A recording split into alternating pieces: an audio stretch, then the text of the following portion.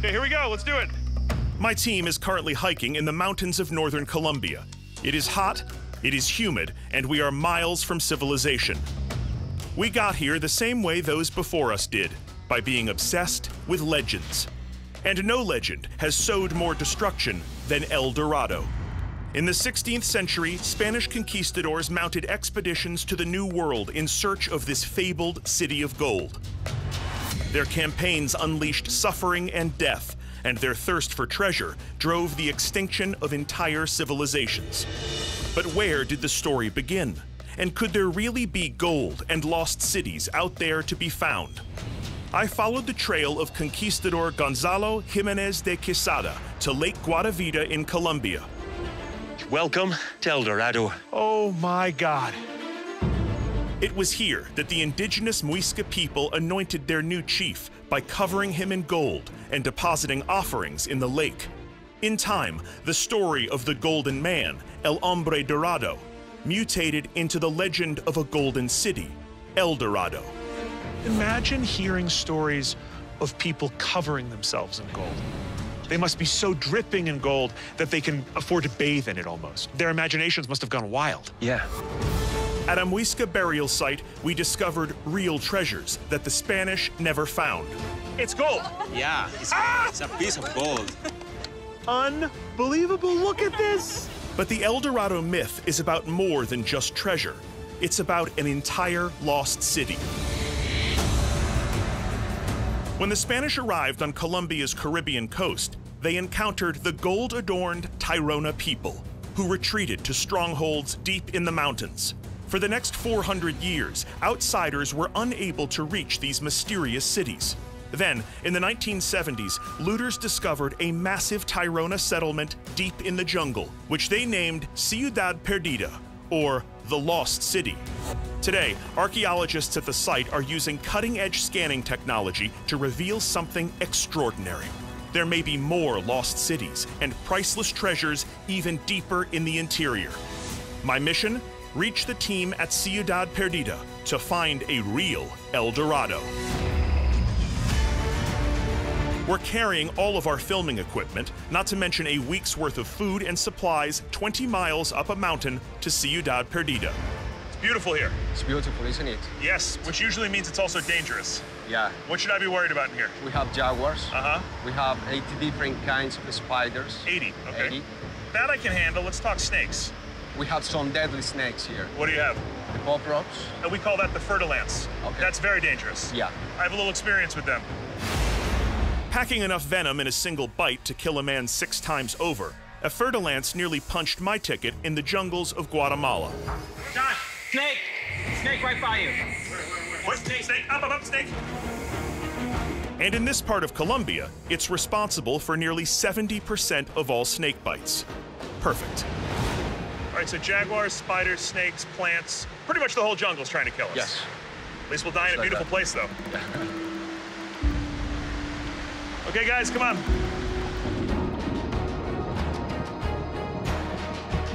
We need to hike more than 6 miles uphill to reach camp tonight. Day 2 is another 8-mile trek into the mountains. And day 3 will bring us the final leg to meet the archaeologists at Ciudad Perdida. As the afternoon wears on, the sky opens up. Not surprising considering this area sees more than 157 inches of rain a year. Brian and Diego! Real slippy, be careful. I don't want to lose that camera.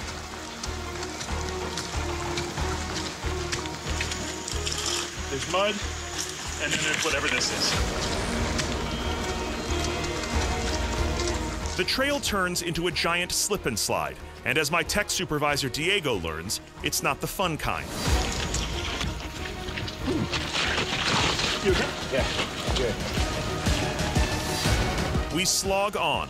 Still a few miles out from tonight's camp, our pace slows to a crawl.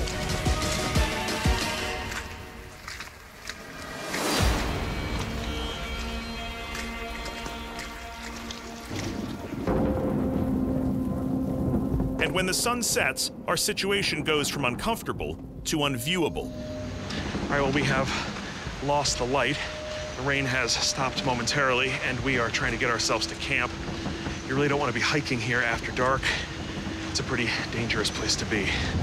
Exhausted and caked in mud, we stumble on for another mile, desperately hoping to find our campsite. I see lights. Here we go, guys. Okay, home sweet home. We're here, guys. Look at this. Salvation. This simple shelter, built for the trek to the lost city, may not look like much, but after today, it feels like El Dorado.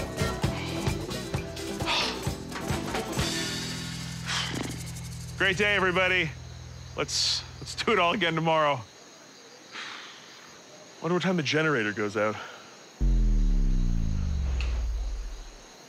Good night.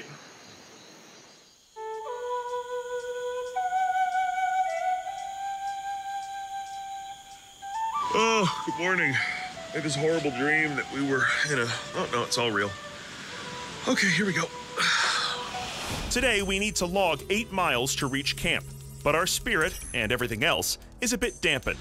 One of the real challenges up here is that everything is wet. It is so humid, it's raining, it's misty, you're sweating, and then no matter what you do, even if you hang your clothes up, they end up like this. Still soaked. Okay. We make our first and easiest river crossing, marching through verdant pastures as we approach the heart of the jungle.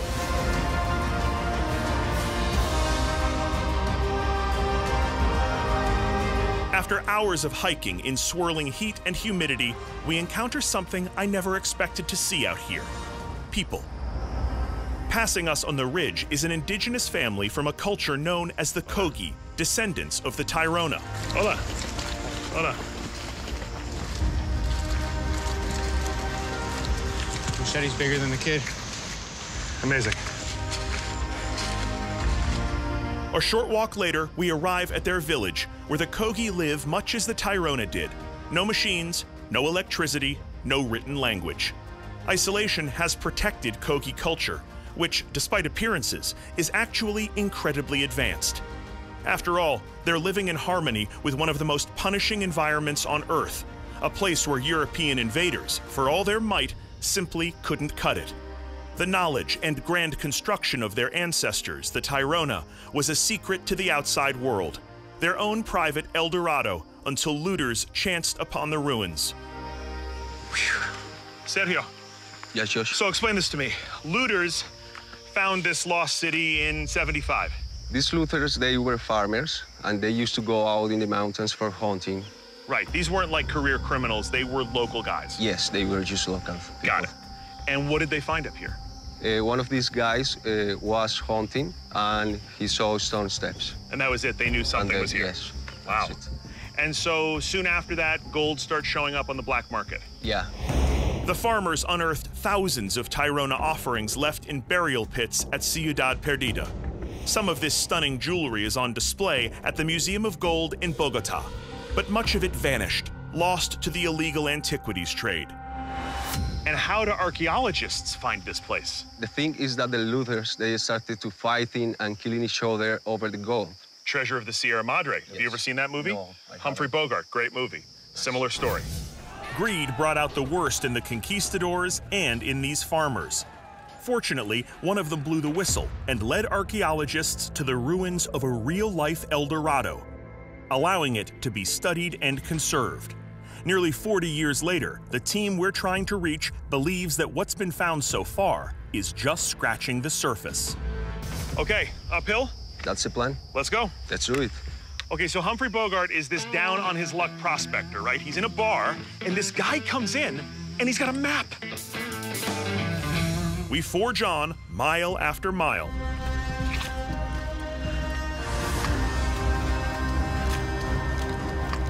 Hey, Brian.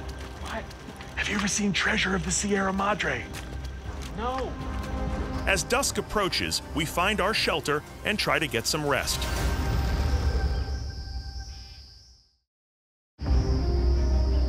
We're back at it bright and early. Just 6 miles to go becomes my mantra. The trek is starting to feel like Groundhog Day. Oh look, another bridge. Only this one is more of a bridge to be. Okay, Josh, here's where we cross. Okay, All right, let's get wet. Come on. Let's do it. Yeah, that is not warm.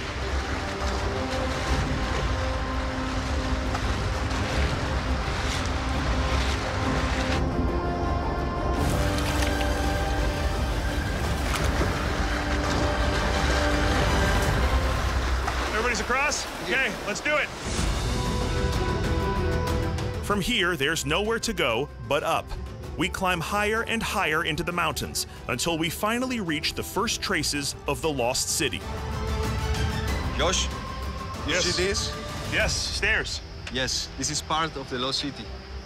This was built by the Tirona. This was built by the Tirona over 1,000 years ago. Unbelievable. And look, Yes. it just goes up, up, up. Yeah. The entrance to Ciudad Perdida is a marvel. Exactly 1,200 steps engineered in dense jungle. 1, 2, 3, 4. These stairs are the only way in or out of the lost city. The Spanish noted that Tirona warriors were incredibly fierce, using their tactical knowledge of the jungle to carry out lethal ambushes. By funneling invaders onto narrow staircases like this, the Tirona were able to repel attacks and keep the Spanish at bay. 261, 262, 263, 264, 265. But we will persevere. Turns out every day was leg day for the Tirona.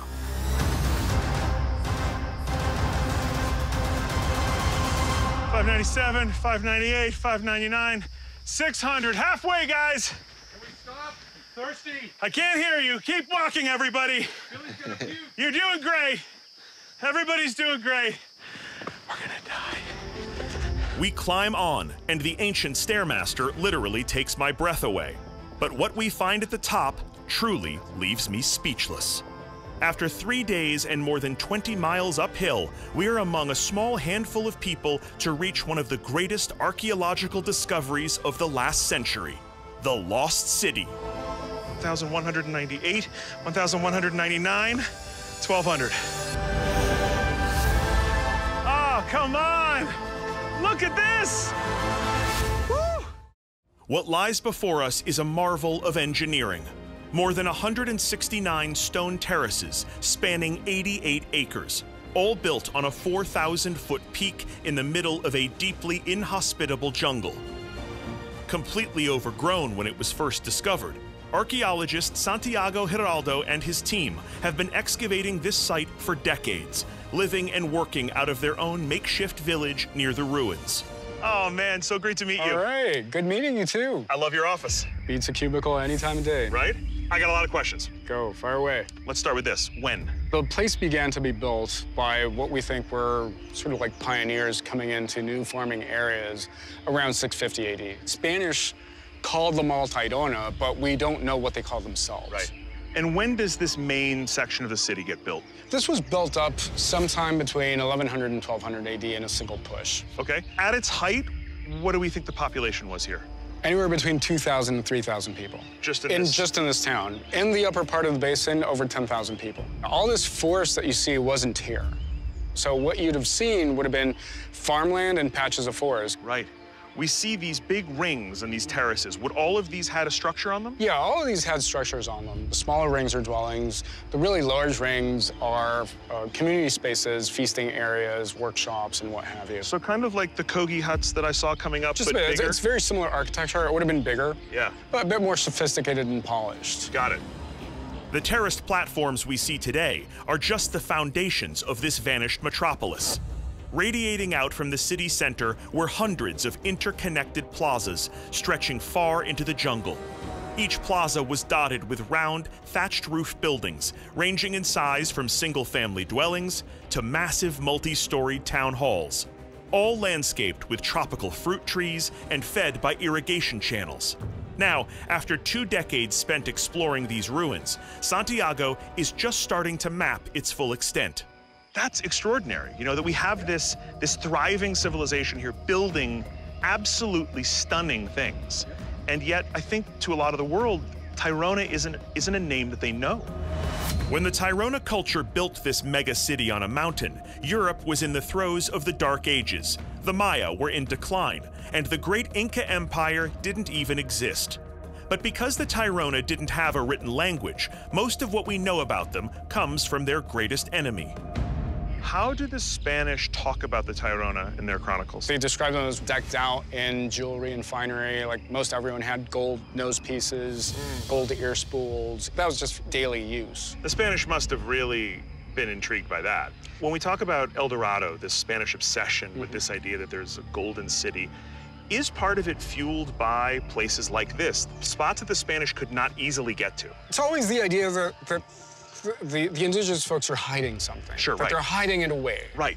Eager to get their hands on gold, the Spanish founded Santa Marta in 1525 and began raiding coastal Tairona settlements. But conquering this jungle citadel was too great a challenge. This is far away from Santa Marta. Getting here would have been a good 8 to 10 days.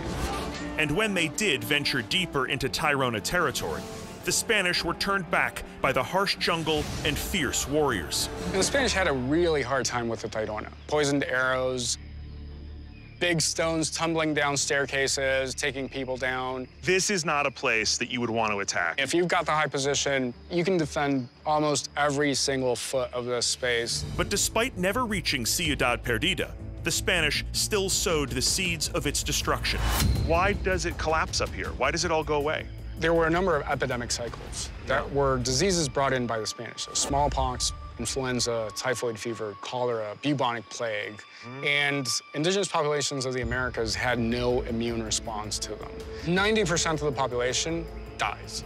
The Tairona ceased to exist as a sociocultural entity. Right. So from that time period until the 1970s, nobody's up here? No one's up here. It is literally lost to time. Yeah, absolutely.